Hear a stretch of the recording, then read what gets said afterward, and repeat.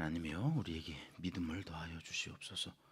찬송가 375장으로 하나님께 찬송 올려드리겠습니다.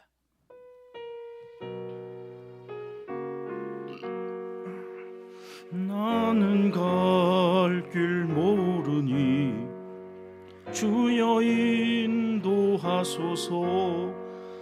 어디 가야 좋을지 나를 인도하소서. 어디 가야 좋을지 나를 인도하소서. 아무것도 모르니 나를 가르치소서. 어찌해야 좋을지 나를 가르치소서. 어찌해야 좋을지 나를 가르치소서. 아이같이 어리니 나를 도와주소서. 힘도 없고 약하니 나를 도와주소서. 힘도 없고 약하니 나를 도와주소서. 마음심이 슬프니 나를 위로하소서. 의지 없이 다니니 나를 위로하소서. 의지 없이 다니니 나를 위로. 2절입니다. 아무것도 모르니 나를 가르치소서. 어찌해야 좋을지 나를 가르치소서.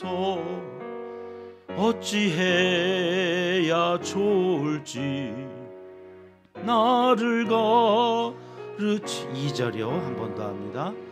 아무것도 모르니 나를 가르치소서. 어찌해야 좋을지 나를 가르치소서. 어찌해야 좋을지 나를 가르치소서.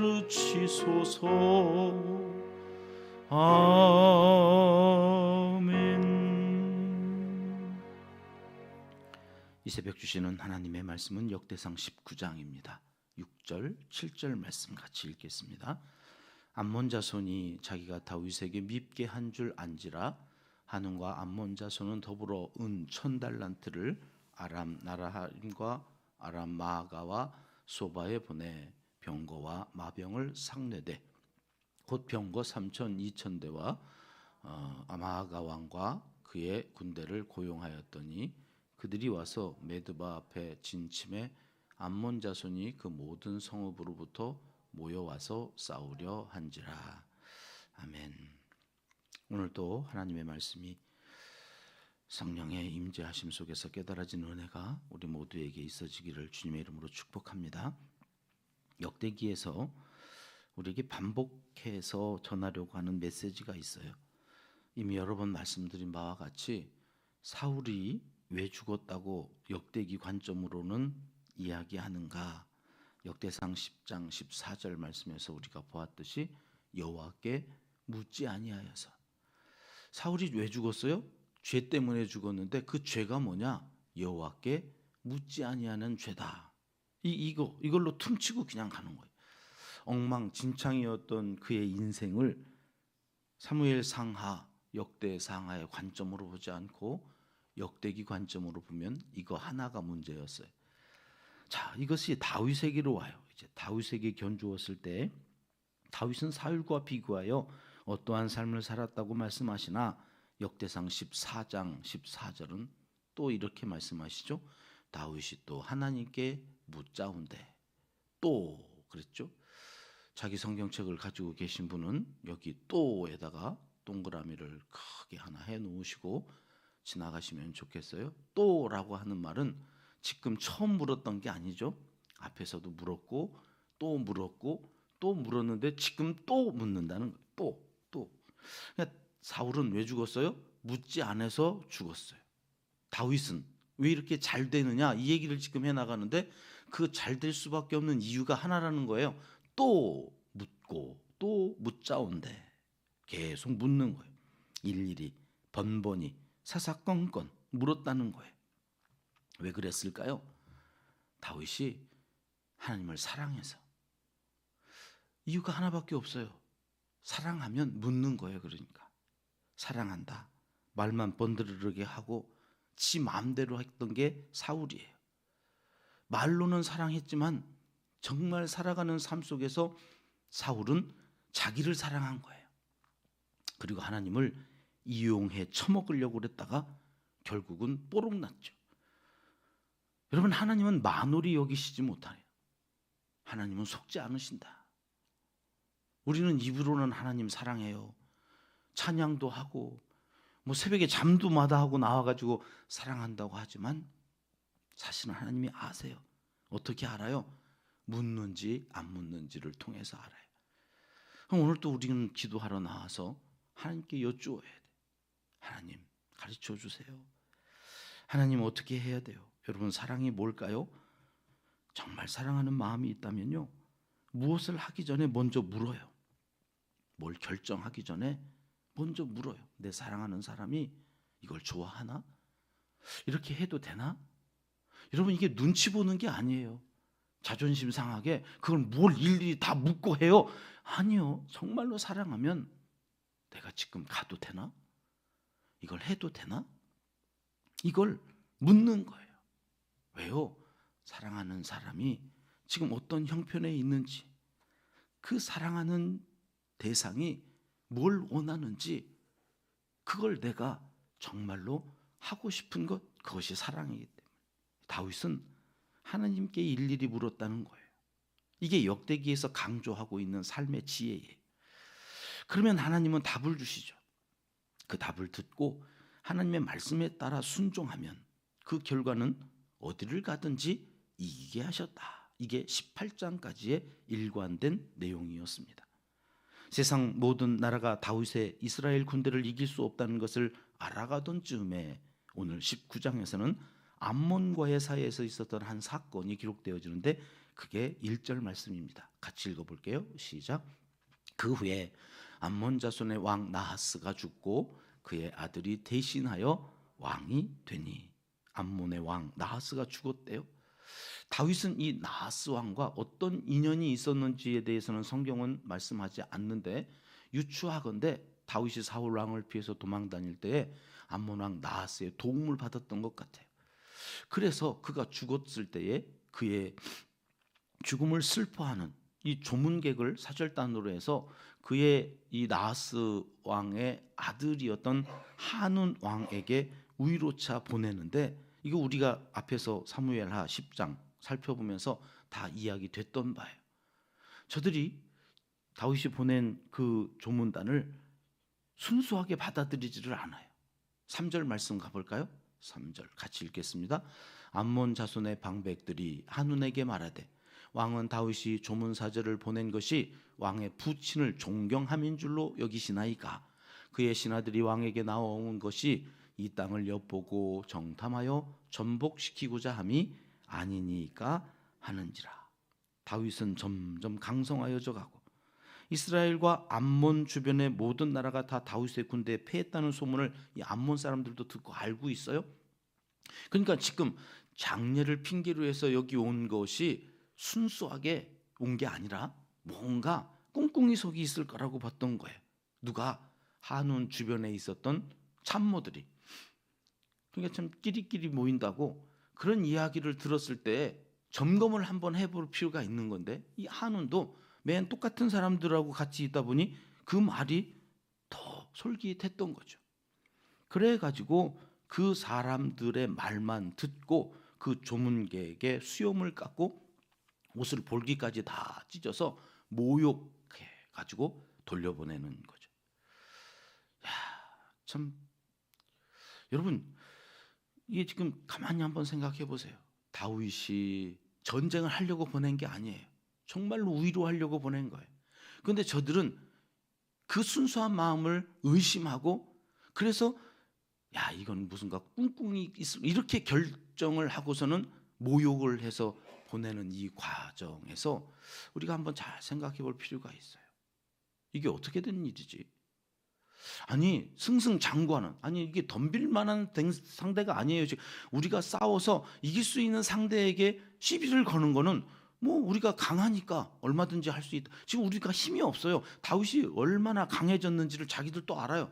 그래가지고 지금 지레짐작으로 겁을 먹고 모욕을 줘서 보낸다고 하는 것은 이 죽기로 작정하지 않았으면 가능하지 않은 일인데 이걸 왜 하지? 왜 하지? 합리적인 의심을 해볼 필요는 있어요. 가만히 있어봐. 이거 염탐하러 온 거 아니야? 그럼 우리도 뭔가를 준비해야 되지. 거기까지는 좋아요. 그런데 좀 알아봐야 되잖아요. 이게 정말로 그런 건가 아닌가. 왕이라면 한운이 한 번 정도는 물어봤어야죠. 여기 지금 주제가 뭐예요? 물었던 사울이 있고 아니 묻지 않았던 사울이 있고 물어보았던 다윗이 있다는 거잖아요. 그러니까 한운도 여기서 물었어야죠. 어쨌든 다윗에게 묻든 하나님께 묻든. 근데 지금 여기 이 암몬 자손들이 나와서 우리에게 알려주는 것은 그들은 하나님을 믿지 않았기 때문에 믿지 않았던 거죠. 묻지 않았던 거죠. 오늘 우리가 드렸던 찬양 가사 아무것도 모르니 나를 가르치소서. 어찌해야 좋을지 나를 가르치소서. 하나님 앞에 요청하고 그 하나님께서 가르쳐 주시는 대로 살면 되는데 한운과 이 암논 자손들은 그러지를 않았던 거예요. 사울처럼 살았던 거죠. 오늘 우리에게도 이 새벽에 하나님께서 요구하시는 내용이 이거예요. 너는 묻고 사냐? 네가 하나님을 정말로 사랑하냐? 이 말씀이에요. 하나님을 사랑한다면 묻는 거예요. 여러분 자녀들을 정말로 사랑하십니까? 그럼 자녀들에게 물으셔야 돼요. 내가 인생을 먼저 살았고 내가 산 세상이 다인 것처럼 이렇게 해 저렇게 해 가르치려고 하지 마시고 이제 어느 정도 장성한 자녀들과 함께 사는 지혜로운 방법은 이제 자녀들에게 물어줘야 돼요. 엄마 생각에는 아빠 생각은 이런데 너는 어떻게 생각하니? 그게 훨씬 자녀들과 소통하는 그리고 자녀들이 엄마의 말 아빠의 말에 귀를 기울일 수 있는 지혜예요. 물어주세요. 물어. 초등학교 4학년만 되면 여러분 내가 엄마보다 더 뛰어났다고 생각한대요. 엄마보다 더 뛰어나다고 생각하는 4학년짜리한테 자꾸 이래라 저래라 하니까 듣나요? 내가 더 훌륭한데? 앞으로 세상을 살아가기에 내가 훨씬 더 엄마보다 뛰어나다고 생각해요. 이게 벌써 10몇 년 전의 자료니까 지금은 더 내려왔을 거예요. 초등학교 2학년만 돼도 이제 엄마보다 내가 더 똑똑하다고 생각하는. 걔들한테 뭔 명령을 하고 이래라 저래라 해요. 안 들어요. 들을 때에는 내가 저 사람보다 못하다고 생각할 때 듣는 거지. 묻는 거죠. 정말로 사랑한다면 묻는 거구나. 그걸 사울은 안 했고 오늘 이 암몬 자손도 안 했다. 성경이 그 말씀을 하시는 거예요. 다윗처럼 물었어야 되는데 그런 거죠. 그래서 저들을 모욕하고 하나님 앞에서 가지 않아야 될 길을 가다가 망하는 게 오늘 이 본문에 나오는 암몬 자손들의 이야기입니다. 5절 말씀 가볼까요? 5절 보여주세요. 같이 읽겠습니다. 어떤 사람이 다윗에게 가서 그 사람들이 당한 일을 말하니라.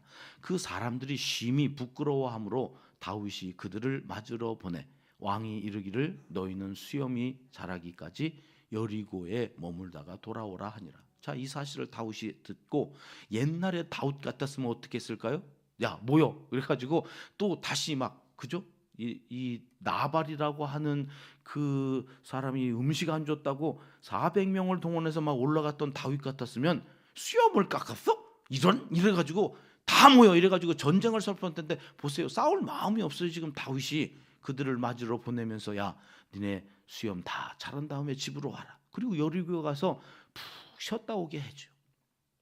싸울 마음이 없는데 그 싸울 마음이 없는 그를 오해해서 이들이 묻지도 않고 주들 마음대로 저렇게 모욕을 해놓고는 어떻게 해요? 이제 불안하니까 사람들을 돈을 주고 사와요. 남의 나라에서 용병을 어마어마한 돈을 들여가지고 사요. 차라리 그 짓 할 것 같았으면 그 돈 가지고 차라리 다윗을 좀 설득하고 그 돈 가지고 다윗과 화친하려고 그랬으면 수염 안 깎아도 옷 안 찢어도 평안할 수 있었던데 묻지 않으니까, 그리고 지 마음대로 행하니까 이런 엄청난 돈을 주고 용병을 사다가 전쟁을 치르려고 하니 그 소식을 듣고서야 다윗이 가만히 있을 수가 없죠. 용병을 사다가 이제 전쟁을 하겠다는데 우리도 뭔가를 해야죠. 그래가지고 우리 요압 장군을 중심으로 해서 전쟁을 치르러 나갔더니 어떻게 됐대요? 14절 말씀 가볼까요? 같이 읽습니다. 요압과 그 추종자가 싸우려고 아람 사람 앞에 나아가니 그들이 그 앞에서 도망. 아람이라고 하는 사람들을 돈 주고 사온 거예요. 그러니까. 근데 그 사람들이 요압과 이스라엘 군대가 나타나자 싸워보지도 않고 어떻게 했다는 거예요? 도망갔다는 거예요. 돈만 날렸어요. 돈만. 그러니까 묻지 않고 행하는 모든 일의 결과는 다 이렇게 손해만 보고 망하는 길로 가는 거다. 지금 성경이 한결같이 그 말씀하시는 거예요. 그래도 안 물을래? 니네 그래도 기도하지 않을래? 니네 그래도 내 마음에 관심이 없냐? 이렇게 말씀하시는 거예요. 누구는 그렇게 하지 않았다고요? 다윗은 그렇게 하지 않았다. 그렇게 말씀하시는 거예요. 그러니 바벨론에서 돌아온 이 이스라엘의 후손들, 그들에게 앞으로 우리가 어떻게 살아가야 될지 이거를 계속해서 반복해서 강조하는데 그 하나가 하나님 앞에 묻고 살자 하는 거죠. 그러면 다윗처럼 우리도 다시 전성기 때처럼 번영할 수 있다 하는 이야기를 계속해서 역대기에서 하고 있다. 사랑하는 평가족 여러분, 가정에서든 교회에서든 사람들이 모여서 협의를 할 때 반드시 기도하고 하십시오. 기도로 시작하십시오. 왜요? 하나님께 묻고, 하나님께서 오늘 모여서 회의하고 협의하고 오늘 또 상의하는 사람들에게 지혜를 주셔서 사람의 생각이 아니라 하나님의 지혜로 이 모든 것들이 결정되고 하나님께서 흡족해 하시는 하나님의 마음에 합당한 삶의 길로 걸어갈 수 있기 위해서 우리가 할 수 있는 최선의 일이 묻는 거다. 이렇게 말씀해 주고 계시기 때문입니다. 예레미야 10장 말씀 보실까요? 같이 읽겠습니다. 여호와여, 내가 알거니와 사람의 길이 자신에게 있지 아니하니 걸음을 지도함이 걷는 자에게 있지 아니하니이다. 이와 같은 말씀이 잠언서에도 나오죠. 유명한 말씀입니다. 잠언 16장 말씀 같이 읽겠습니다. 사람이 마음으로 자기의 길을 계획할지라도 그의 걸음을 인도하시는 이는 여호와시니라. 아멘. 기도하시겠습니다. 하나님 아버지, 하나님을 사랑하는 만큼 하나님의 뜻과 계획과 섭리하심을 믿고 기도하며 묻고 나아가는 믿음의 사람들이 다 되게 하여 주시옵소서. 말로만 사랑한다고 하지 말고 제발 좀 물으며 살아가는 이 사순절만이라도 하나님께 더 기도하며 묻기를 힘쓰는 하나님의 사람들이 여기 은평에 가득하게 하여 주시옵소서. 이제 못다한 기도를 주님 가르쳐 주신 기도로 아뢰오니 하늘에 계신 우리 아버지, 아버지의 이름을 거룩하게 하시며 아버지의 나라가 오게 하시며 아버지의 뜻이 하늘에서와 같이 땅에서도 이루어지게 하소서. 오늘 우리에게 일용할 양식을 주시고 우리가 우리에게 잘못한 사람을 용서하여 준 것 같이 우리 죄를 용서하여 주시고 우리를 시험에 빠지지 않게 하시고 악에서 구하소서. 나라와 권능과 영광이 영원히 아버지의 것입니다. 아멘. 오늘 화요일 같은 기도 제목 갖고 함께 기도합니다. 나라와 한국교회를 위해서 기도합니다. 긍휼히 여겨 주시옵소서. 이 혼돈과 공의와 정의가 무너져 내린 것 같은 오늘 이 나라와 한국교회 바로 설 수 있도록 하나님 묻는 자들이 많아지게 하시고 그 물음에 주시는 답대로 살아갈 수 있는 이 백성들 되게 해달라고 기도하십니다. 우리 교회 두 번째 비전입니다. 사랑으로 수용해주는 가족 공동체가 되게 하소서. 서로 물으며 살고 묻고 그 사람의 마음을 알고 수용해주는 가족 공동체를 이루게 해달라고 기도해 주십시오. 각 가정의 평화와 안녕, 문제 해결을 위하여 특별히 사업하시는 분들의 이 물질 때문에 힘들어하시는 분들이 계신데 이 문제를 위해서 함께 기도해 주시면 감사하겠습니다. 기도 기둥에 붙여놓고 기도합니다. 이름들을 기억하여 주시길 위해서 기도해 주시고요. 오늘은 선교사님들 전체를 위해서 농촌교회, 개척교회, 우리가 돕는 어려운 교회 사역자들을 위해서 성도님들을 위해서 함께 기도합니다. 환우들을 위해서 기도하겠습니다. 하나님께서 저들의 아픔과 상처 오늘도 싸매어 주시고 피 묻은 손으로 안수하여 주시옵소서. 같이 기도하겠습니다.